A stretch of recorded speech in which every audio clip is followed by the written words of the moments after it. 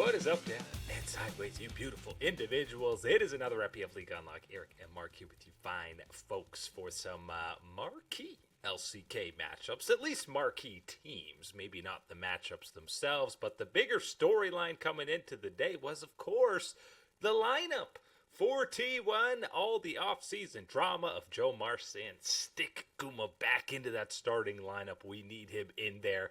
We get him for game one against DRX, and of course, we get him for the whole series. And job on the line, Guma says, man, it's like you can make game one of the regular season as high stakes as a playoff match for him, and of course, he delivers.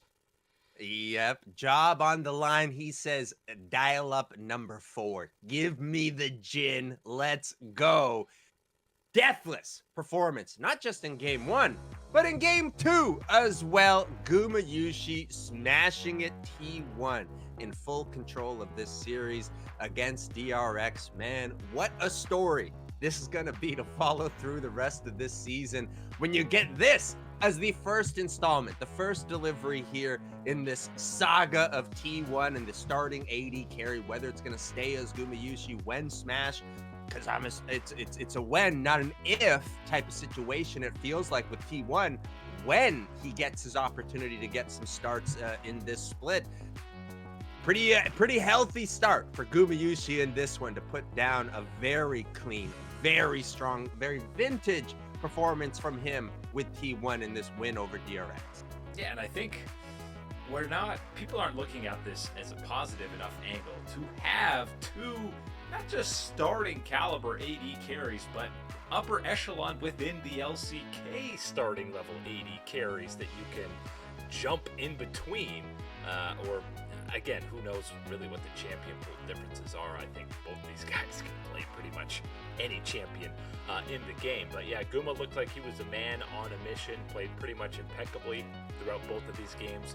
UCal tried his best on the Aurora in the first game, and that was really the only time there was some closeness in this one. The second match was a lot closer.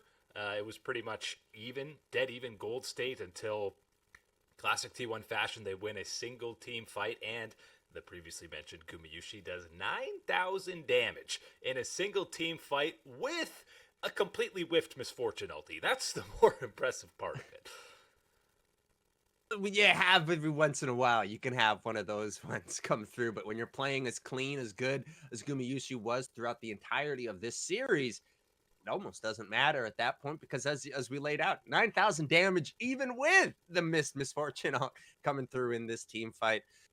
This was fantastic for T1. I think when you're looking at the whole situation and what you needed to really kind of quiet some of the drama, some of the speculation around the whole situation regarding the team, having Gumayusi put out this type of performance, having the rest of the squad look as clean and organized as they did throughout this one, got that check mark. It's making me feel like exactly like we talked about last time around with the LCK, that unfortunately with T1 stepping out of the picture so early, probably one of the best teams of the region, not being involved in things later on, they're showing that they are one of those better teams in the region, unquestioned. Yeah, and that's why, obviously excited for this new format kind of broken up. It's basically just one LCK split, but we're going to have 2 rounds with an MSI in between. But you're going to be seeing a lot more matches, not early exits out of this T1 roster.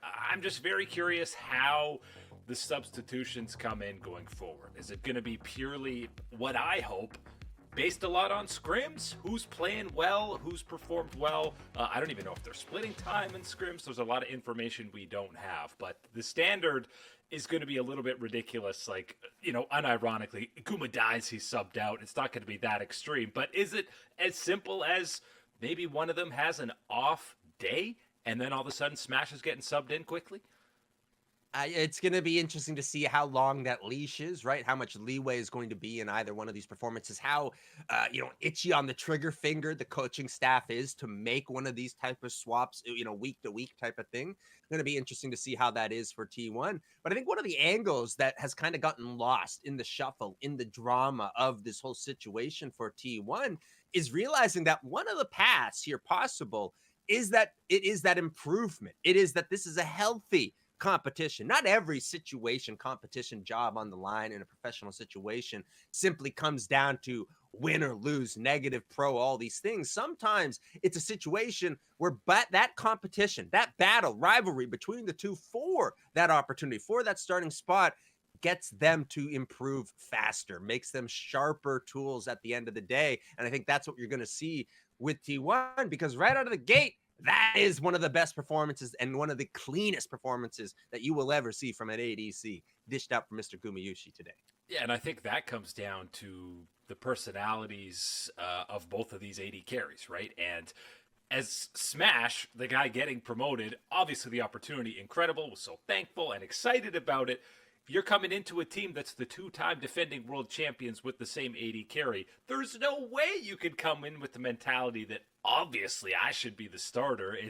I don't think Smash is going to be coming in with that mentality, and I don't think Guma, the few things we've heard from him, is coming in with the, oh, I've been done dirty by this young rookie, how dare they start him over. So you might be right. They might both be propping each other up.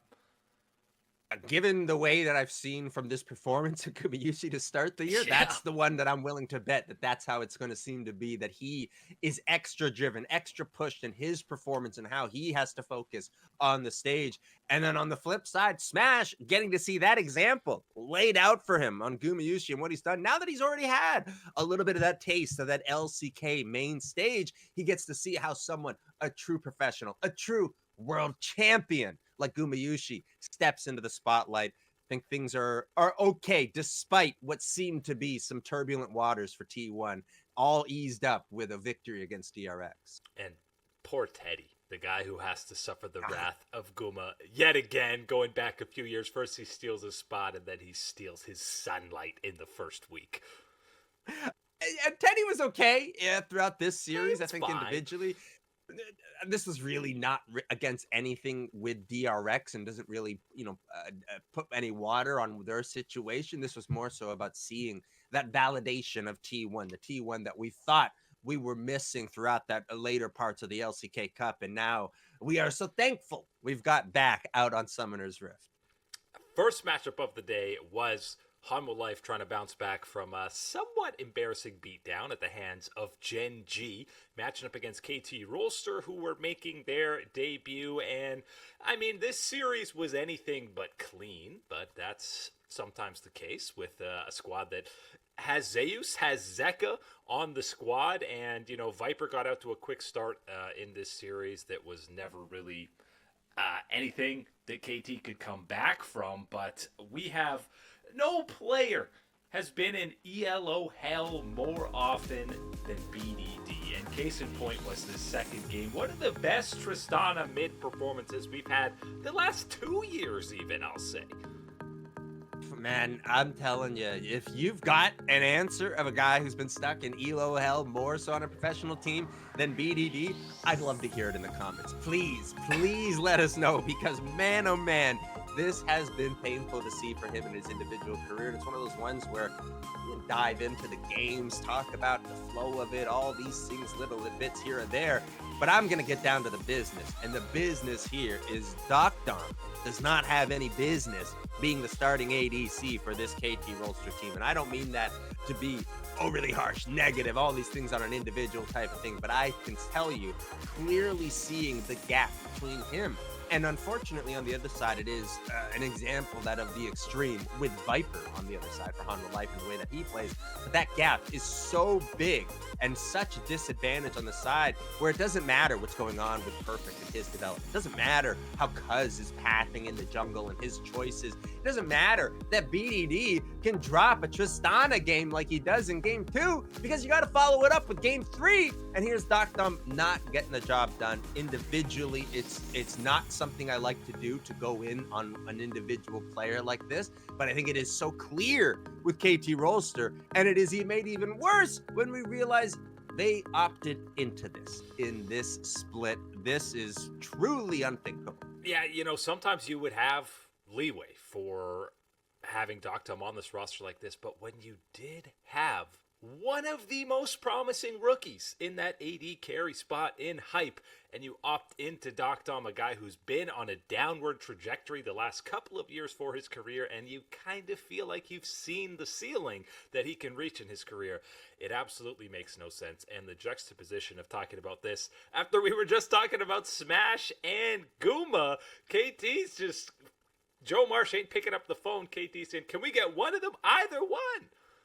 There are two gigantic phone calls that need to happen in the world of League of Legends. Number one is LEC, LTA, whoever calling Kadrill with Lost or Tonez. That is the number one phone call that needs to be made. Number two is KT Rolster calling Joe Martian saying, okay, I'm on board. I support you, man. Gumayusi, Smash, whatever, whoever it is. Give me the number of the other guy. Yeah, that's who I need right now, because I don't care who it is, whether it is the world champion in Gumayusi or the incredible young talent in Smash.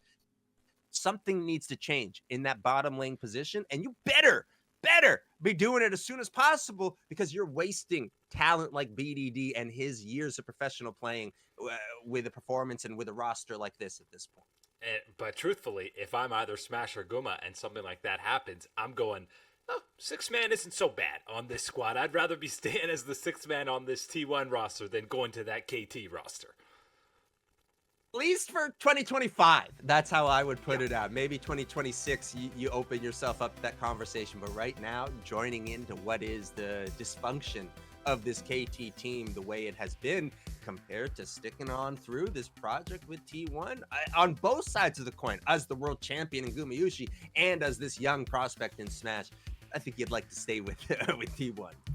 Last note on Hanwha, because it was actually Zeus who picked up the MVP and had some of the most psychotic Jax gameplay that you will see. This guy probably should have had at least 2 to 3 more deaths in this game. He should have, but he's Zeus, so he's built different, and he's able to pull off some of the miraculous plays like this. This was really fun to see, and good to see Zeus get a bounce-back performance like this, because I think if you looked individually at him in the Gen G series, it wasn't his finest. We talked about that. It looked more so like some of the untraditional whoopsie games that we had seen from him in his time with T1, or less impactful ones. So to have him have that type of impact and really fun gameplay moments like this one throughout the series, good sign for Hanwha Life getting back to their championship level of form. It's a slow rev up for Hanwha after playing Gen G. It's a big rev up for T1, who get Gen G in their second match of the week, and you best believe it's going to be Guma starting again. This is like, you get in the car and, you're starting to pull out of the driveway, and all of a sudden you're hearing that little, oh, is your seatbelt buckled? Have you buckled your seatbelt? Because you're about to hit the highway. You better make sure that you're safe here. That's the alarms going off for T1 right now. You better make sure that you are ready for this one. Again, this could be a situation where something gets dialed up. Guma, Smash, who knows? We've got all those question marks still, even with the Deathless Gumayusi performance. That's just also the level that gets increased when you're talking about an opponent like Gen G on the other side of the rift. My eyes are on Canyon. Can he keep going looking like the old damn one? Yes, damn one Canyon out there on the rift. And, Owner got to play some coveted pocket picks on the day against DRX, so we'll see what gets cooked up in the jungle in that marquee matchup over the weekend. But that is it today for League Unlock. Eric and Mark here with you, absolute beauties. Thanks for hanging out and supporting as always. We'll catch you on that flippity flip.